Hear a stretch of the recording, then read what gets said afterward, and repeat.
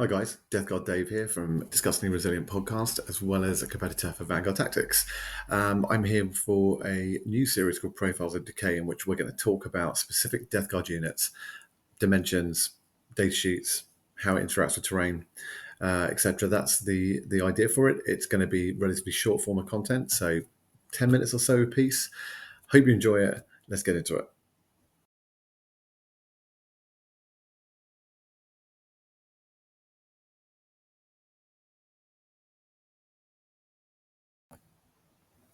Put simply, the Predator Annihilator and Predator Destructor are two of the best pointed and most versatile anti-armor and anti-elite infantry units we've got. And measuring at about 5.5 inches long by about 4 inches wide, including the sponsons, so if you've got them folded in and your turrets aren't sticking out at crazy angles, they fit really well into various types of terrain. And I've got some images a bit later on which show things like the typical UKTC 3 pieces of terrain and the sizes, where you can put them in, angles that you can kind of protect yourself from, and also ways that you can position them, particularly in the kind of the middle L, and then way to get out without, as I've said before, Austin powering yourself.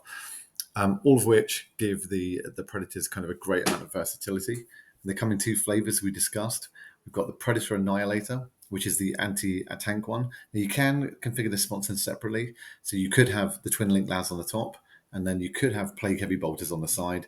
I would always suggest that if you put the two different models on the table, that you make one anti-infantry and you make one anti-armor. So the Annihilator, twin link lads on the top, two sponsons on the sides. I would suggest you also put a combi bolter rather than plague heavy bolter on. The reason for that is that whilst the combi bolter is a single shot, you can plink a devastating wound out of it, and sometimes that's just great for finishing off a one wound model, no matter what it is. It's often worth doing that. A couple of times that's worked for me. And the other thing they will come with is a Havoc launcher. So therefore you've got a D6 blast weapon, which is really useful and does synergize up with things like the Lord of Virulence for getting those benefits, and is useful for just plinking off those last few single wound models like Sisters or Guardsmen. The other version, of course, is the Predator Destructor. The Predator Destructor is the anti-elite infantry format. So autocannon on the top, 48-inch range, in half range, rapid 2, extra 2 shots, goes up to 6, strength 9. It's AP 1, but into infantry, you get an extra piece of AP, so AP 2. You can, for 1 CP, make it AP 3.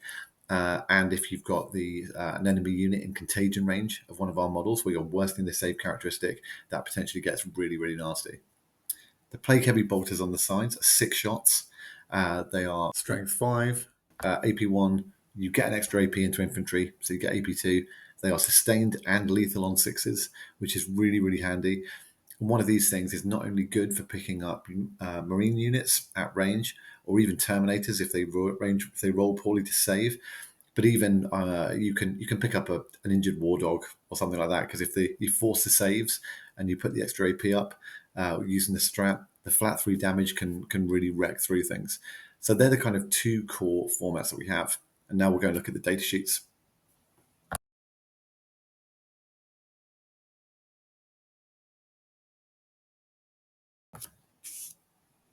Right, so let's get into the core attributes of these things. They're fast, 10-inch movement, tough, T10, 3 up save, 11 wounds, leadership 6 up, but that will very rarely come into play, I find, unless you're kind of a bit later in the game, running low on models, and you're putting one of these on a point. Does have OC4 as well, which makes that in-game kind of OC control really helpful to like cram things onto the middle. In terms of weaponry, we've got quite a few choices here, but like I said, for me, if you're running the Annihilator, put twin link lads on the top, 2 sponsons, combi bolter, Havoc launcher. That for me is the best combination. But like I said, you can mix it up, and you could have the twin link lads on the top and plague heavy bolters on the side. In terms of the actual stats of these, so the combi bolter is anti-infantry 4-up, as we all know, useful for just getting a dev wound off into maybe a last wounded model. But equally, rolling that 6 to get a devastating wound is really, really useful just to plink off a last wound or something else.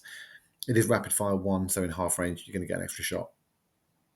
Havoc launcher, 48 inches of range, D6 shots, hits on 3s, only strength 5, but good into things like Sisters, Guardsmen, single damage, So just a good thing to harass maybe a last couple of models off of a point.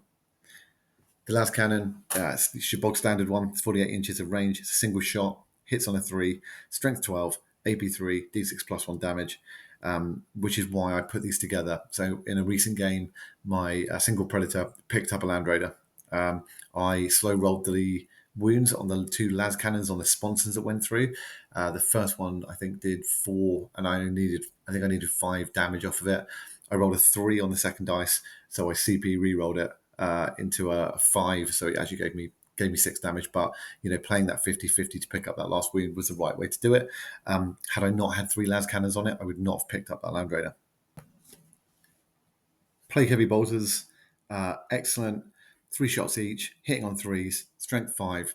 They are AP 1, but that's fine because with the if you're shooting into infantry with a Predator Destructor, then you're going to get the extra AP on it. Now, the other reason not to take those on a Predator Annihilator is because you're not going to get that same benefit. The ability on the Annihilator is that you get to re-roll into a monster or a vehicle damage rolls of 1. Super, super handy. There's nothing more annoying, as I'm sure we can all attest to, that when you shoot a las cannon into something and then you roll a 1 on the damage.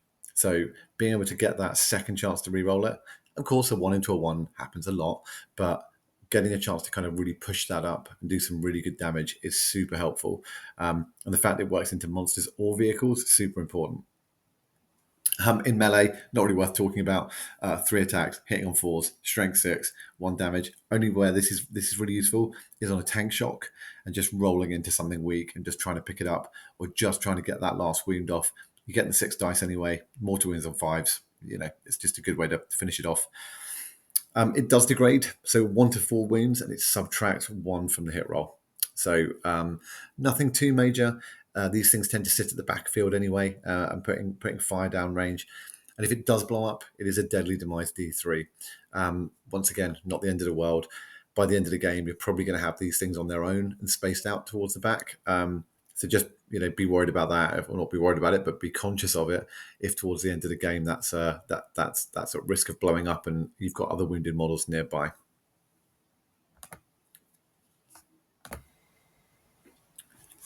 Over to our friend, the Predator Destructor. The only difference here in terms of stats is that each time this model makes a ranged attack that targets an infantry unit, improve the armor penetration of that attack by 1. So remember, it's just infantry. But a lot of things in this game have the infantry keyword. It's really worth checking with your opponent at the start of the battle when you're like, right, what's got the infantry keyword? You'd be quite surprised, and then that allows you to prioritize those targets or to deploy with your ability to get range against those things. But going from AP1 to AP2 puts Terminator straight on their invuln, and when you've got a flat 3 damage weapon, really good to know that if those go through, you're going to be picking them up. Like I said, it's got a 48-inch range on the autocannon, 36-inch range on the plague combi bolters. You can cover a lot of the board with this, and actually, running a couple of these gives you good coverage across the middle on things like UKTC terrain on a lot of maps. As we'll go into in a moment, you can position them well to be hidden and then pop out and get some really good shots. Predators are also really easy to get cover from, as we'll look at in a moment too.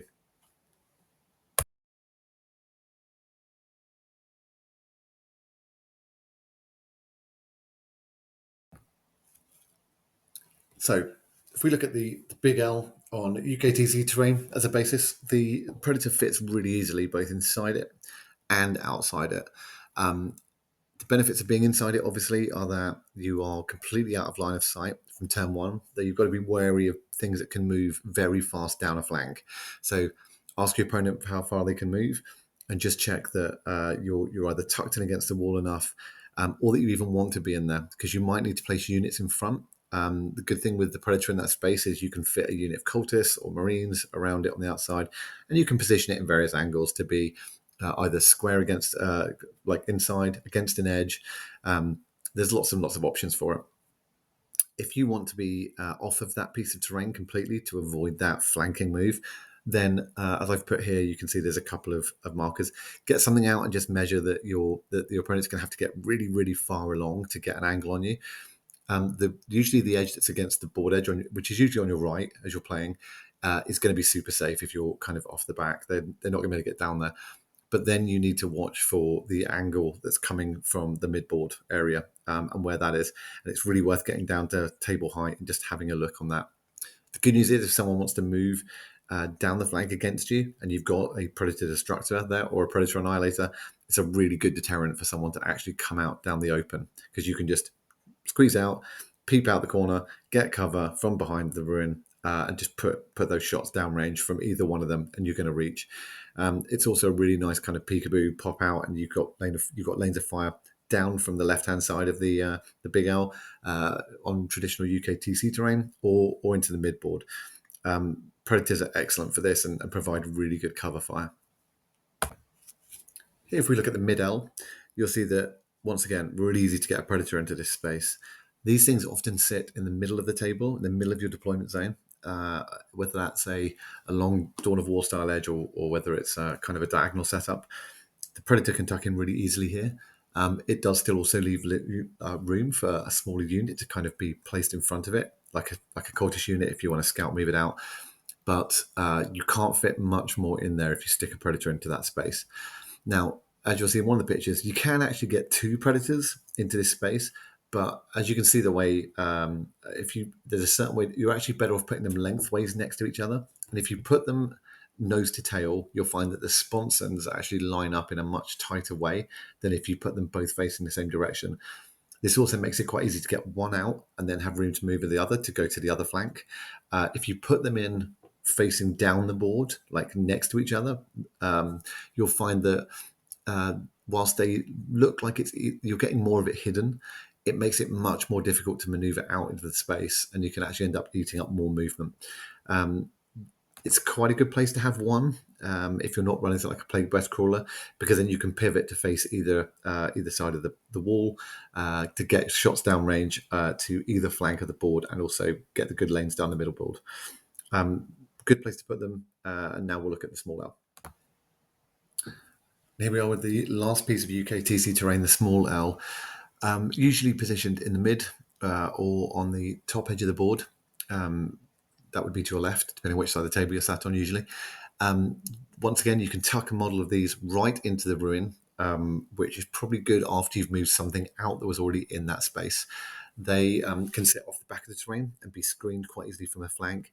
They are harder to hide from something that's fast and can get into midboard from that kind of right-hand edge of it. You can see I've put a couple of markers to give some examples of that. Once again, though, this gives you good flank coverage. You could have a Predator on either side, one behind the big L, one behind the little here, and you can actually cover most of the board from a relatively safe position. Super easy to get cover with the Predators and still poke out a little bit.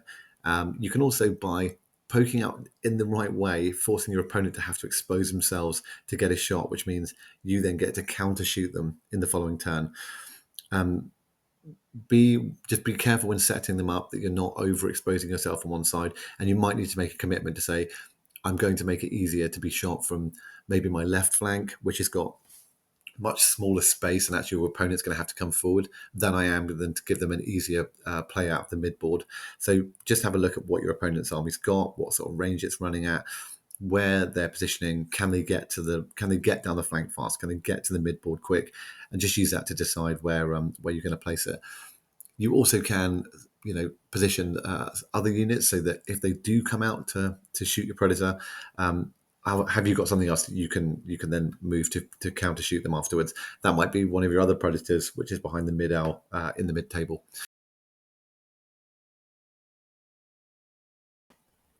So that concludes a quick wrap up on the Predators. There's obviously more to go into on it, and you'll find your own ways of using them. But I hope they gave you kind of good basic and understanding of what each of the two formats is for, where best to use them, how they can be hidden against terrain, and basically just ways to utilize those plugging into your lists. They are great. I personally would recommend running one of each. I've at some events recently, I've been running two Predator Annihilators, two Destructors, and a Land Raider. That's an extreme version of it, but that was looking at how do we deal with the vehicle meta. That actually developed me a lot of love for the Predator, and now they're a common mainstay in my lists. So I would definitely encourage you to have a play with one if you've got one, or if you fancy changing something up in your list, giving it a go. This is Death God David discussing Resilient, and that is Profiles of Decay Predators.